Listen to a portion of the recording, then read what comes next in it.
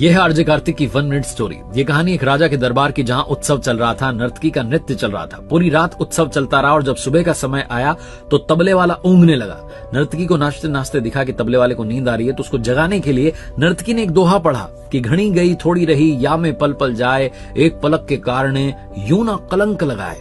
तबले वाले की नींद खुल गई, ढंग से तबला बजाने लगा और तभी दौड़कर के युवराज आए। राजा का बेटा जो था राजकुमार वो आया और आकर के अपना मुकुट नर्तकी को दे दिया। तभी राजकुमारी आई और आकर के जो हार था वो नर्तकी को भेंट कर दिया। राजा को लगा कि मेरे बच्चे इतने महंगे महंगे तोहफे क्यों दे रहे हैं, तो राजा ने कहा कि क्या कर रही हो तुम, सबको लूट रही हो दोहा बोल करके। तभी युवराज ने कहा, जो राजा का बेटा था, उसने कहा कि महाराज आप वृद्ध हो चले लेकिन मुझे सिंहासन नहीं दे रहे हैं। मैं आज सिपाहियों के साथ मिलकर आपको मारने वाला था, वो तो इस दोहे ने मेरी आंखें खोल दी कि घड़ी गई थोड़ी रही, थोड़ा समय बचा है, आज नहीं तो कल ये राजपाट मेरा ही होगा। मैं पिता की हत्या का कलंक अपने नाम क्यों लूं।